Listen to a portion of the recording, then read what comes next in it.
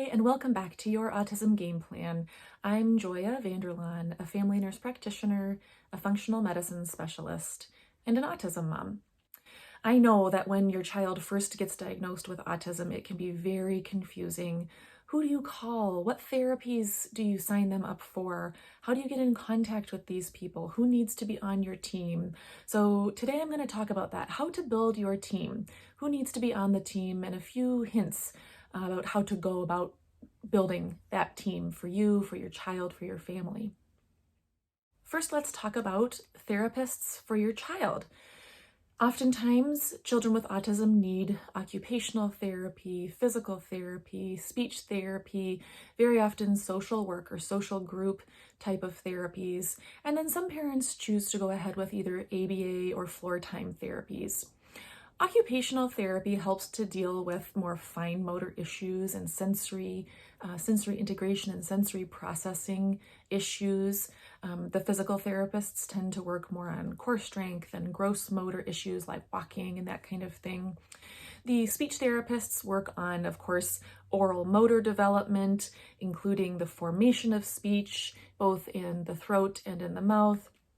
But they also work with different feeding issues. As I have mentioned and discussed in other videos, often our kids are picky eaters for whatever reason. Now that may be a sensory issue, that may be an oral motor issue. They can't quite manipulate the food right in their mouth. And so between occupational and speech therapy, we can really offer our children a lot of help there. Also, social work or social groups can be very helpful. One of the classic symptoms of autism or characteristics of autism is that there's a struggle with social interaction. And so that's where the social workers and the social groups can come in handy. Specifically, the social groups are intended to allow our kids to, in real time, in a real life situation, interact with other kids, other peers, and use the skills that they may be learning. Another type of therapy is the ABA or Floortime therapy.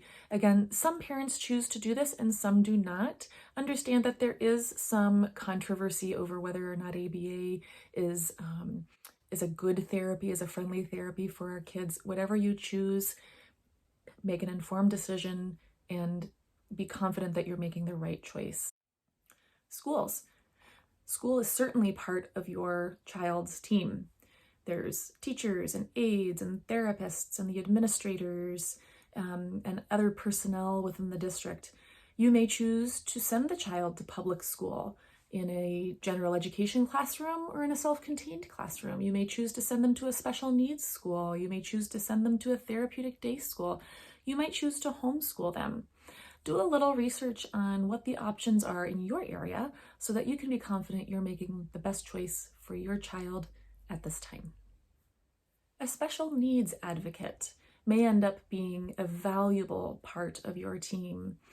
Very often, these special needs advocates are hired when the parents have difficulties dealing with the school system or when they feel like they're not quite getting what they need from the school system for their child. These advocates are experts on lots of things relating to special needs and special needs education, and they can be so valuable to work with because they can give you ideas that you may not have thought of, and they know the system better than you might know the system and can recommend things and help with things that you just may not have a strength in at this point because you have never done it before. Family. Of course, you want them to be a big part of your team, whether that includes a spouse, a partner, grandparents, aunts, uncles, or friends who you're close enough to call family. You want everyone to be on the same page. Other team members are going to include your medical providers, whether that's your primary care provider or family doctor, as a lot of people call it, whether that is an MD or a DO or a nurse practitioner or a physician's assistant or a naturopath, whoever it is, you want to make sure that they are comfortable treating your family or your autistic child and have experience doing so, and that you are comfortable with them, building good rapport and trust and feel like they really are on your team caring for and supporting your child. Very often, the providers who care for autistic children have a really good network that they will often refer you to really good therapy centers or nutritionists or other providers. They know because they've worked with families with children with autism before, and so they can be a really helpful resource. Now, this goes for your family provider, your primary care provider or PCP, but this also goes for medical specialists. Maybe you have to see a neurologist. Maybe you have to see a gastroenterologist. The same goes for this. You want to make sure that there is a mutual comfort, that you're comfortable with them and that they are comfortable with you, and that they have a certain level of experience working with special needs kids. Your childcare team. You're not always going to be around. There are some times when you are going to have to go to an appointment or have to run errands by yourself or just want to get out by yourself to take a break. You're going to want babysitters or nannies that you can call and trust that your child or children are going to be well taken care of. Who else should be on your team? Did I miss anyone? Let me know in the comments below if you have someone on your team who you have found to be helpful. Remember, this is a hard journey sometimes.